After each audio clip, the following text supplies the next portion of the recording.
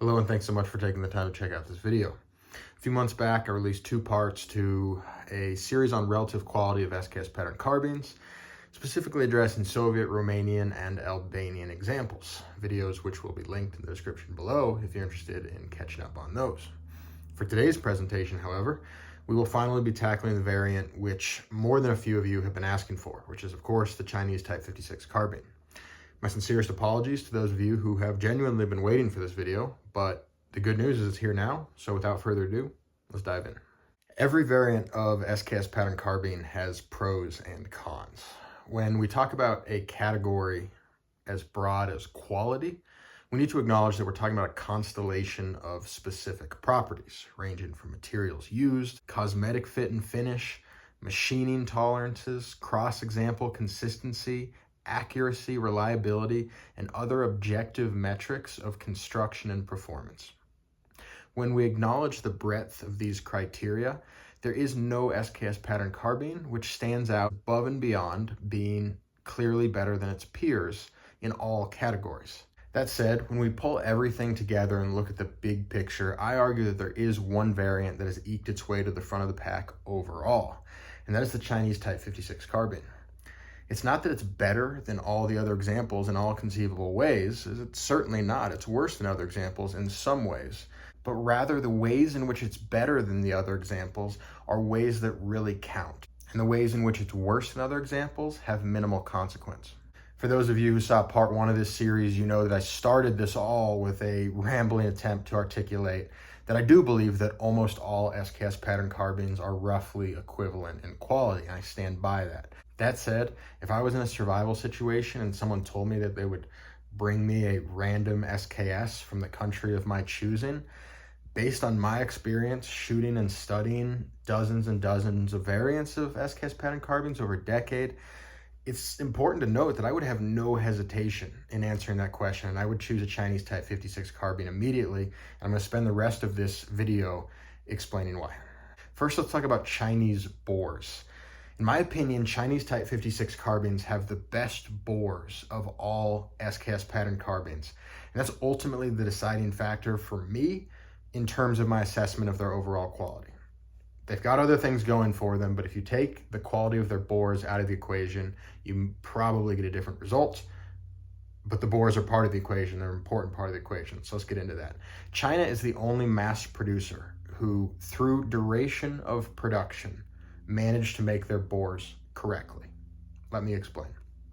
When the Soviets developed the SKS-45 in the late 1940s, it was designed to use a non-chrome lined bore. That was the standard in the USSR at the time. Chrome lining had existed for many decades at that point, yet it had not been adopted by the USSR, not even in heavy weapon systems. What that means is that when the Soviets tweaked the SKS-45 design to include a chrome-lined bore in 1950 or 1951, this wasn't just a new application of an established procedure. This was a brand new technology for Soviet ordnance technicians. For those who aren't already aware, chrome plating is an electrochemical treatment process, and a rather precise one at that. So while the Soviet Union had an abundance of highly skilled machinists, they lacked an abundance of electrochemical plating experts. The predictable result of this, I argue, was a phenomenally well-machined rifle with a mediocre chrome-lined bore. Now, mediocre doesn't mean unserviceable. I'm not saying these rifles didn't work. They most certainly did. SKS-45s are highly serviceable, very durable rifles, and the chrome plating was absolutely good enough to accomplish its intended task, which is to extend the longevity of the bore. The downside to mediocre chrome plating is that it can introduce microscopic inconsistencies to the bearing surface of the bore, and microscopic inconsistencies in the bearing surface of a bore can negatively affect accuracy.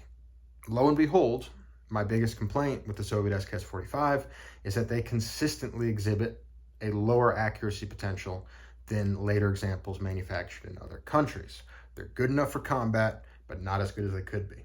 So once again, I argue that we're seeing a familiar pattern. The Soviets spent years developing and refining the technology needed to optimize the SKS platform, only to discontinue production just about as soon as they'd gotten everything ironed out.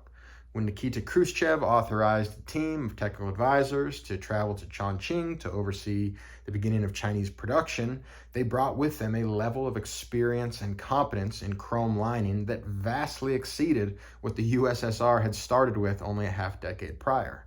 Additionally, the Chinese were clearly quick studies and had already had some degree of experience with chrome lining that they begun practicing with weapon systems like the Type 53 carbine and the Type 54 pistol.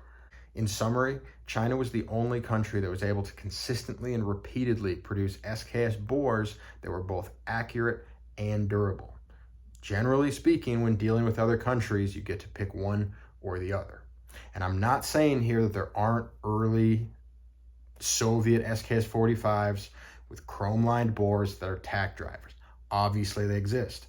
Obviously, there's tons of non-chrome-lined bores that are still in great shape. And if you have non-corrosive ammunition, they're probably going to stay in great shape for a long time. That describes a lot of Yugoslavian rifles, and they are accurate. I'm simply saying that the average Chinese Type 56 carbine is going to be 1 to 2 MOA more accurate than the average chrome-lined SKS 45. Additionally, I'm saying that the average chrome-lined SKS bore, regardless of country of manufacture, is going to be significantly less likely to be subject to accuracy inhibiting corrosion or erosion than the average non-chrome lined bore, regardless of country of origin. So with bores out of the way, let's talk about Chinese machining. While I talk, I'm going to be showing video or photos somewhere on the screen here, and what you're going to be looking at is going to be receiver and possibly dust cover milling on a range of Chinese Type 56 carbines over a 32-year production spread. So the thing to understand about Chinese milling is that it is consistent and it's adequate. By adequate, I mean they demonstrated an understanding of which cuts mattered for the rifle to function and which processes they could speed up a little bit. That's going to be a theme as we progress through this presentation. But for now, as it pertains to milling, they established a standard and they hit that standard over and over again without compromise for more than 30 years. So while looking at these images, you might notice that there's a little bit more chatter and end mill swirling than is present on many Soviet examples. And you'd be right. But what you won't notice, however, is any truly sloppy or worrisome cuts, such as you might see on an Albanian. Remember, unlike minuscule irregularities in the bore, minuscule irregularities in the milling of the receiver pocket will not have any effect on the function and performance of the rifle. Another observation I hope viewers take away from these slides is that there's no observable trend as we progress through the decades here.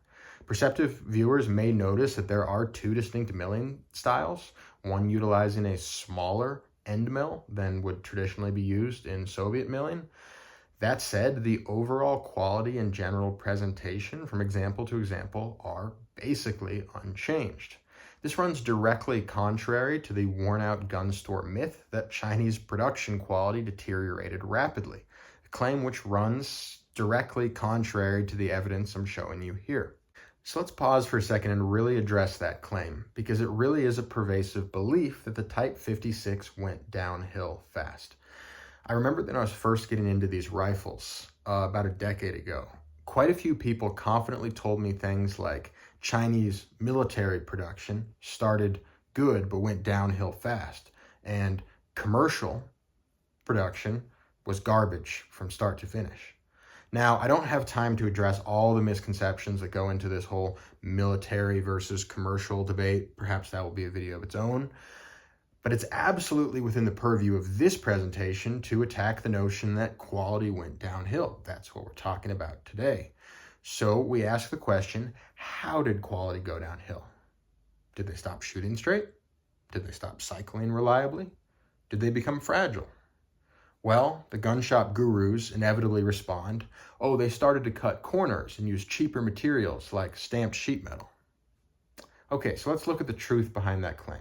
Yes, in 1966, the Chinese changed their technical data package with a clear goal of cutting cost and decreasing unit production time. By any measure, the rifles they produced after this change were cheaper to manufacture than the rifles they produced before this change. In this case, however, cheaper does not equate to lower quality. What really happened is that the Chinese utilized a blend of emergent technology and common sense in order to save time and money without in any way compromising the function of what was at this point a rifle that their military still heavily depended on. Specifically, the Chinese made 3 changes, and we're going to look at those in depth now. First, the Chinese deleted useless lightning cuts. For anyone unfamiliar with this concept, the word I'm saying is lightening, 3 syllables, lightening, or the process of making something lighter, rather than lightning, 2 syllables, which is the bolts of pure energy that sometimes jump out of the sky. The Soviet technical data package called for lightning cuts in the bolt carrier, pictured here, and in the bayonet interface housing, pictured here. If you're looking at these and wondering if they actually save that much weight, the answer is no, not really.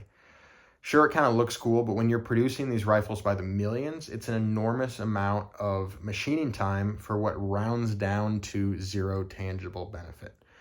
Pictured here is a non-lightning cut bolt carrier and a non-lightning cut bayonet interface housing. If you think that constitutes a drop in quality, I've got a bridge to sell you, because that is, figuratively speaking, the least significant change in the history of small arms. Second, the Chinese introduced stamped steel trigger housings. Pictured here is a pre-1966 Chinese Soviet spec milled trigger housing. In order to make this, they took a solid chunk of steel and painstakingly removed all the material that wasn't a trigger housing, that left a perfect trigger housing behind. That's how milling works. This process yields a beautiful and robust end result, but it's labor intensive and it's an inefficient use of raw materials as well as man hours. Pictured here is a post-1966 stamped trigger housing, best identified by observing the interface between the trigger guard and the base plate forward of the trigger well. We see that while this is technically actually one sheet of steel, these 2 pieces at this location have a distinct seam between them and clear spot welds joining them. We can also observe the sides of the component. I'm talking about the long side that runs parallel to the bore where it meets the wood line on the stamped trigger housings. We see that the edges round inward up into the action, and that's where the steel was bent inward, as opposed to the sharp corners on the milled component. So what's the significance of introducing a stamped trigger housing? Functionally speaking, absolutely nothing. Stamping is a reality of modern manufacture, and it works really well in applications like this. This is a great way to increase the efficiency of production with no impact on function. It also bears noting that the only reason the Soviets did not do this themselves was that, like chrome lining, sheet steel stamping was a technology that the Soviets really did not have figured out during the duration of SKS production. As evidence of this timeline, I would encourage viewers to remember that it wasn't until 1959 that the Soviets released the Avtomat Kalashnikova Modernizirovanich, or AKM, the modernized stamped steel AK, which replaced the milled AK-47. In case you missed the last 60 years of warfare on the planet, the AKM turned out to be a pretty successful design. So the crux of it is this. Next time someone refers to stamped components on an SKS being a sign of a drop of quality, recognize that they're talking about stamped trigger housings, and go ahead and ask them precisely which problems they have seen these components cause. If they're honest with themselves, they will pretty quickly realize that the components don't cause problems, but they look different, and some people have a problem with that. Finally, the third change the Chinese added in 1966 was a 2-piece gas tube. I'm going to breeze through this one to avoid beating a dead horse, but here's what a 2-piece gas tube looks like. You can clearly see a seam. Hopefully, if you can't clearly see it, hopefully I've circled it or something. But the Chinese found that it was more efficient to take this simple component and make it out of 2 pieces rather than 1. Super straightforward. They save time and money without compromising function. I sense a trend here. And that's it. They didn't change the bolt material, and while they experimented with some more radical cost-cutting measures, such as stamped and cast receivers, They ultimately determined that these changes would have compromised the weapon system, so they were rejected. And here we are, come full circle. Is there any truth to the claim that Chinese production deteriorated in terms of quality with time? Well, there's a seed of truth in the sense that Chinese production did become more cost and time efficient, which resulted in visible changes to the platform, which some collectors may legitimately find less desirable. That said, we're talking about a weapon system here, and I place more value on the objective quality of performance than the subjective quality of aesthetics. While Type 56 carbine detractors are easy to find, genuinely malfunctioning Type 56 carbines are few and far between. Type 56 carbines worked great in 1956, and while the recipe changed with time, they never stopped making rifles that worked. Now, perceptive viewers may have noticed that there was a pretty significant change in Chinese production that I left out of the previous section, which is the transition from long lug to short lug to pressed and pinned barrel interfaces. And I'm not going to talk about that in this video, and the reason I'm not going to talk about it in this video is I've got a whole presentation just on that subject. So if you're interested in seeing the long form, go ahead and check out that video. It's also going to be in the comments. However, for the purpose of this video, I will tell you that, again, there is no functional detraction between these different barrel interface types. Pressed and pinned is much more efficient, just like stamped trigger housings and deleted lightning cuts are much more efficient, but they don't in any way compromise the function of the gun. And in fact, there is an argument that they might actually increase the accuracy. I don't know where I stand on that yet. I don't think it makes a big difference one way or another, but there are potential pros in addition to potential cons. We're getting kind of close to wrapping up here, but another video I want to plug, because if you're interested in this and you haven't seen this video, I really think you should, because I think it tells a really important angle of the story of the Type 56 carbine, albeit in a bit of a condensed form. That's going to be, is the Chinese Type 56 carbine garbage, or is the Chinese SKS garbage? I don't know. Spoiler alert, the answer is no. And in that, I do talk a little bit about the simple reality that the Chinese Type 56 carbine is often maligned in terms of the larger family of SKS pattern variants, because it's always the one that gets challenged the most. It's always the one that gets questioned in terms of its quality the most. And the reality is the Chinese Type 56 carbine is the only reason that anybody cares about the SKS. The Russians didn't fight with SKSs. They invented the thing, credit where it's due, but they didn't fight with them because in classic Russian form, they invented the perfect weapon for the war that they just fought rather than for the war they were gonna fight next. It's not just the Russians who experienced that, but the Russians certainly have done that quite a few times throughout their history. The Chinese Type 56 carbine is the reason that the SKS pattern was successful. Nobody on the planet produced anywhere near as many SKS pattern carbines as China, and nobody used them like China did. Nobody put them in the hands of people who were going to use them and use them to effect. China had the doctrine of war in which an obsolete weapon system like the SKS could be made relevant again. And they made a little over 10 million SKS pattern carbines. Russia made like 2.9 million, I believe, off the top of my head. Maybe 3.5, I don't remember. I forget if that 2.9 includes Izhevsk production numbers.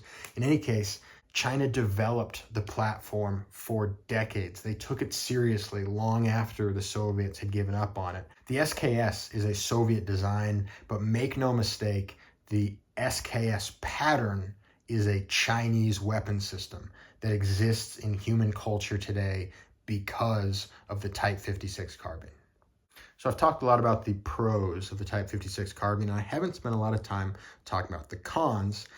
And part of that is because there's really not a lot of cons. They're really solid, reliable, consistent rifles. However, I do think there's one important con to mention in this video, and that's going to be the wood quality. Well, I think the steel quality of Type 56 carbines is as good as anything. The wood quality, I would argue, is a little lacking. It's probably the worst stock material used by any SKS pattern carbine producer. So the Chinese predominantly used chew wood, which it's not bad, but it does a little bit worse in wet climates. Sometimes you'll find chew wood that has a quality to it of almost like soggy cardboard, like a firm, serviceable soggy cardboard, but soggy cardboard nonetheless. And you don't really encounter that quite so much with Arctic birch or Serbian beech. So that is definitely worth noting. It is a little bit more common in my experience to see tang and wrist cracks in Type 56 carbines than in non-Chinese variants. I do believe that stems from the slightly inferior wood quality there. So not a huge deal. I totally prioritize accuracy, reliability, consistency, different features over wood quality, but wood quality is totally relevant. So definitely keep that in mind. They're not perfect. Now, granted, if you get a 1956 one with an Arctic birch Russian stock and all Chinese production, that's kind of best of both worlds. But point being, something to consider. I do inspect Chinese stocks more carefully when I purchase them versus stocks from other countries, just like how I inspect non-chrome lined bores much more carefully than I inspect chrome lined bores. So before we close out this video, I do want to take a moment to offer a little vignette or anecdote, monologue, whatever, about Chinese manufacture categorically, and a phenomenon that I think oftentimes gets left out of the equation for American, Canadian consumers who probably grew up with the pervasive belief that everything made in China is junk, because we're surrounded by things that were made in China that are junk. But there's more to that. And I don't know which side of me it's on, but you should now be seeing a 1959 letter series. This is a Type 56 carbine produced